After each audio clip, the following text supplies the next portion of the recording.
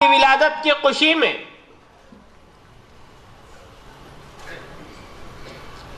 ہم نے مبالغہ بھی کر دیا اور مجلسیں بھی جو ہے لوگوں نے منعقد کر دی.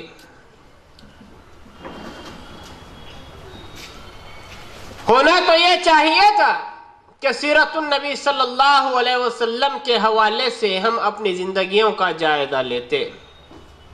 اس مہینے سے ہم لوگ کچھ سیکھتے.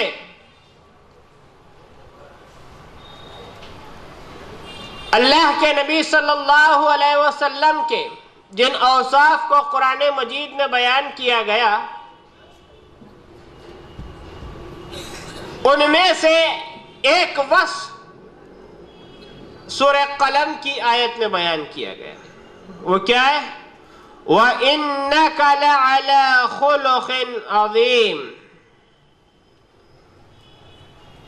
اور یقیناً آپ اخلاق کے بڑے اونچے مرتبے پر فائز ہیں.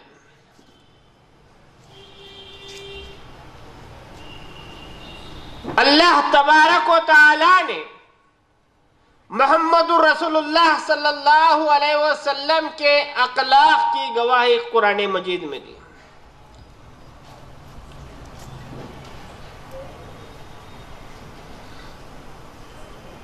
اللہ کے رسول صلی اللہ علیہ وسلم نے دنیا کے سامنے ایسے اخلاق پیش کیے کہ آپ جیسے اونچے اخلاق آپ صلی اللہ علیہ وسلم سے آپ صلی اللہ علیہ وسلم سے پہلے کسی نے پیش نہیں کیے، اور نہ آپ صلی اللہ علیہ وسلم کے بعد ایسے اونچے اخلاق قیامت تک کوئی شخص پیش کر سکتا ہے.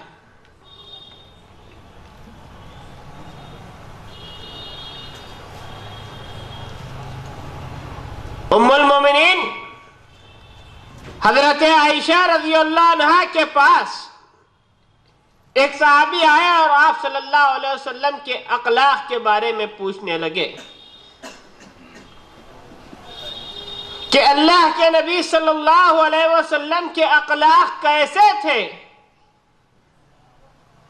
فرمایا کان خلقہ القرآن، کہ اللہ کے نبی صلی اللہ علیہ وسلم چلتا پھرتا قرآن تھے. پھر اس کے بعد حضرت عائشہ رضی اللہ عنہ نے یہ آیت پڑھی اور اس آدمی سے فرمایا، صحابی سے فرمایا اما قرأت القرآن، کیا تم نے قرآن نہیں پڑھا کہ اللہ تبارک و تعالی آپ صلی اللہ علیہ وسلم کے اخلاق کی گواہی دیتا ہے وَإِنَّكَ لَعَلَى خُلُقٍ عَظِيمٍ، اور بے شک آپ اخلاق کے بلند مرتبے پر فائز ہیں. اللہ کے نبی صلی اللہ علیہ وسلم کے اخلاق کیسے تھے؟ اللہ کے نبی صلی اللہ علیہ وسلم کے اخلاق ہر اعتبار سے بہت اونچے تھے. اللہ کے نبی صلی اللہ علیہ وسلم کی زندگی کو تقسیم کریں. اللہ کے نبی صلی اللہ علیہ وسلم کا بچپن جو تھا یہ مثالی تھا.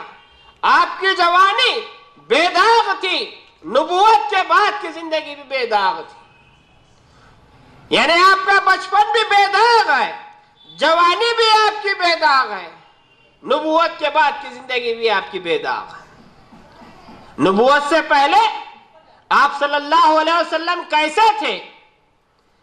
حضرت خدیجہ رضی اللہ عنہ فرماتی ہیں کہ اللہ کے نبی صلی اللہ علیہ وسلم کو جب پہلی وحی کا نزول ہوا، اللہ کے نبی صلی اللہ علیہ وسلم گھبراتے ہوئے گھر آئے اور ام المومنین حضرت خدیجہ رضی اللہ عنہ سے فرمایا زملونی دسرونی، کہا خدیجہ مجھے چادر اڑا دو، مجھے خوف ہو رہا ہے، مجھے ڈر ہو رہا ہے، مجھے میری جان کے ہلاک ہونے کا خدشہ لاحق ہو رہا ہے. ام المومنین حضرت خدیجہ رضی اللہ عنہ نے آپ صلی اللہ علیہ وسلم کو تسلی دیتے ہوئے فرمایا کلا لا یقضی واللہ ابدا انک ستصل الرحم وتحمل الکل وتکسب المعدوم، یقیناً اللہ تعالیٰ آپ کو ضائع نہیں کرے گا، اللہ آپ کو برباد نہیں کرے گا، اللہ آپ کو ہرگز ہلاک نہیں کرے گا۔ کیوں؟ اس لیے کہ آپ رشتہ داری کو جوڑتے ہیں، قرض داروں کے قرض کو ادا کرتے ہیں، یتیموں کا ہاتھ پکڑتے ہیں، مجبوروں کی دستگیری کرتے ہیں، مہمانوں کی مہمان نوازی کرتے ہیں۔ اللہ تعالیٰ آپ کو ضائع نہیں کرے گا۔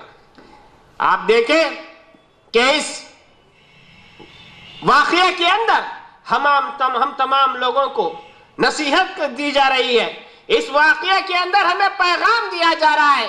اللہ کے نبی صلی اللہ علیہ وسلم نے نوجوانوں کو شادی کرنے کا حکم دیا، نوجوانوں کو شادی کی ترغیب دلائی، تو اللہ کے نبی صلی اللہ علیہ وسلم نے فرمایا تریبت یدک فاظفر بذات الدین، کہ دیکھو جب تم شادی کرو، جب تم نکاح کرو تو دیندار عورت سے جو ہے نکاح کیا کرو، دیندار عورت کو جو ہے تم ترجیح دیا کرو۔ کیوں؟ کہ دیندار جو عورت ہوگی وہ اپنی عزت کی محافظ ہوگی، دیندار جو عورت ہوگی ایمان کو بچانے والی ہوگی، دیندار جو عورت ہوگی وہ اپنے شوہروں کی حفاظت کرنے والی، ان کو جو ہے ثابت قدمی پر قائم رہنے کا مشورہ دینے والی ہوگی۔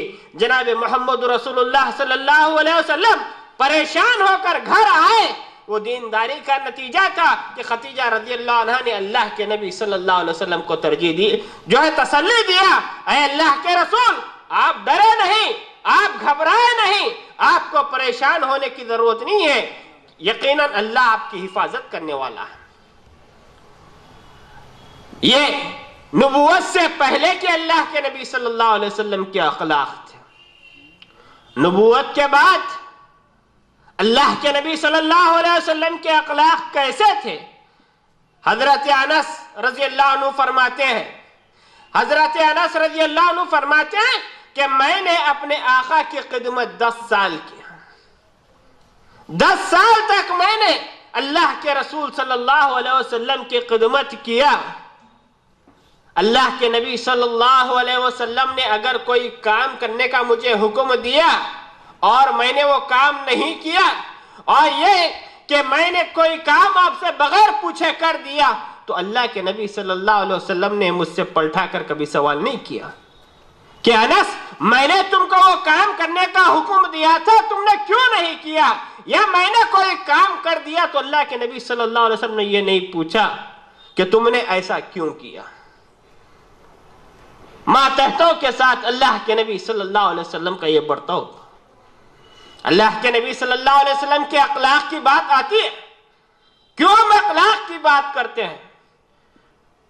اس لیے کہ اللہ تعالیٰ نے جناب محمد رسول اللہ صلی اللہ علیہ وسلم کو آئیڈیل بنا کر بھیجا ہے۔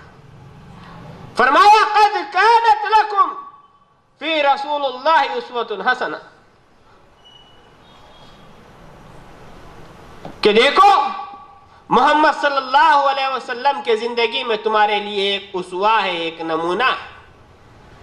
آج ہم سیرت النبی صلی اللہ علیہ وسلم کا جلسہ سننے کے لیے بیٹھے ہوئے ہیں کہ اللہ کے نبی صلی اللہ علیہ وسلم کی سیرت کیسی تھی، تو صرف واہ واہ کرنے کے لیے نہیں بلکہ اس لیے بیٹھے ہیں کہ ہم اپنی زندگیوں کو سدھاریں کہ اللہ کے نبی صلی اللہ علیہ وسلم کیسے تھے اور ہماری زندگی کیا ہے۔ آدمی جب بڑا بنتا ہے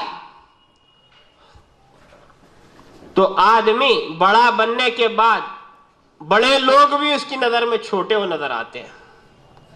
آدمی جب بڑا بنتا ہے تو گھر والوں کے ساتھ الگ معاملہ کرتا ہے، باہر والوں کے ساتھ آدمی الگ معاملہ کرتا ہے، یہاں تک کہ عورتوں کے ساتھ آدمی الگ معاملہ کرتا ہے۔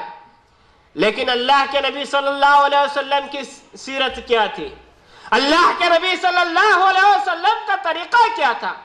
اللہ کے نبی صلی اللہ علیہ وسلم باہر والوں کے ساتھ کیسے رہا کرتے تھے اور اپنے گھر والوں کے ساتھ جو ہے اللہ کے نبی صلی اللہ علیہ وسلم کیسے رہا کرتے تھے؟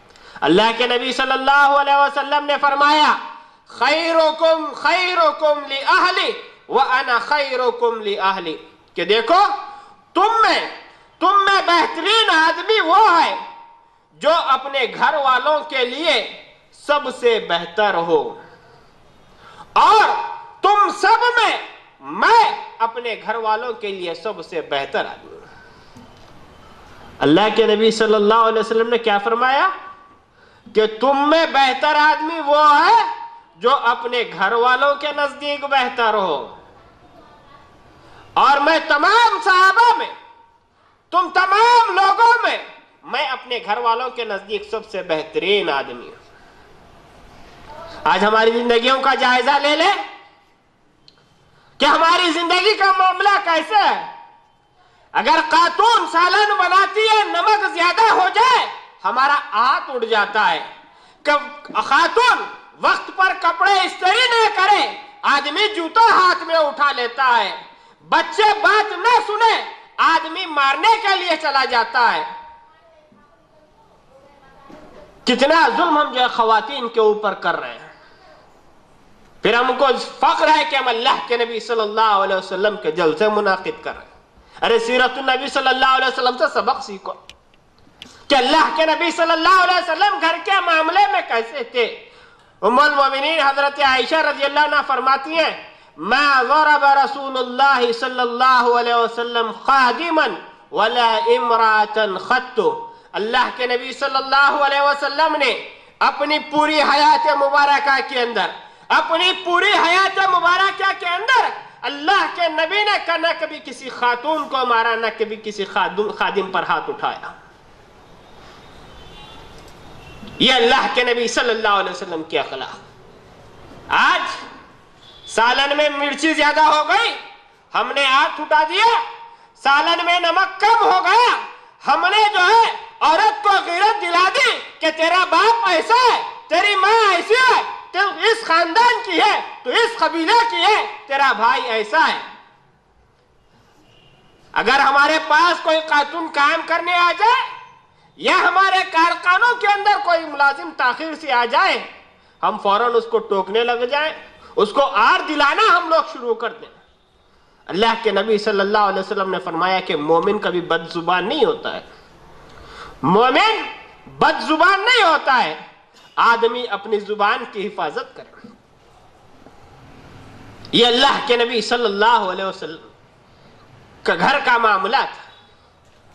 لیکن آج ہم لوگ اخلاق کو پامال کرتے ہیں، اسلامی اخلاق کو پیش کرنے سے ہم لوگ قاصر ہیں۔ اللہ کے نبی صلی اللہ علیہ وسلم صحابہ کے درمیان بیٹھے ہوئے تھے کہ حضرت حسن دوڑے ہوئے آئے۔ اللہ کے نبی صلی اللہ علیہ وسلم نے حضرت حسن کو چوما۔ حضرت اقرا بن حابس جن کے 10 بچے تھے، بدو قسم کے آدمی تھے، کھیتوں میں وہ کام کرتے تھے۔ جب اللہ کے نبی صلی اللہ علیہ وسلم کو دیکھا کہ اللہ کے نبی صلی اللہ علیہ وسلم حضرت حسن کو چوم رہے ہیں، نواسے کو چوم رہے ہیں، تو فرمایا، اے اللہ کے نبی صلی اللہ علیہ وسلم، آپ بچے کو چوم رہے ہیں، آپ بچے کو چوم رہے ہیں؟ اللہ نے مجھے 10 بچے عطا فرمائے، 10 بیٹے اللہ نے مجھے دیے ہیں، میں ایک کو بھی نہیں چومتا۔ اللہ کے نبی صلی اللہ علیہ وسلم نے فرمایا کہ اللہ تیرے دل سے رحمت کو کھینچ لے تو اس میں میرا کیا قصور؟ سن لے، من لا یرحم لا یرحم، جو رحم نہیں کرتا اس پر بھی رحم نہیں کیا جائے گا۔ اس میں ٹیچروں کو بھی تعلیم دی جا رہی ہے، ٹیچروں کو پیغام دیا جا رہا ہے کہ چھوٹے بچے جو ہوتے ہیں یہ لکڑی کا تختے کا مشق بنانے کے لیے نہیں ہوتے، بلکہ چھوٹے بچوں کو جو ہے پیار سے، محبت سے، شفقت سے جو ہے تعلیم دینے کا مرحلہ ہوتا ہے۔ آج اسکولوں کی حالت کیا ہے کہ بچے کینوں کی جو ہے مشق بنے ہوئے، دھوپوں میں بچوں کو کھڑا دیا جاتا ہے،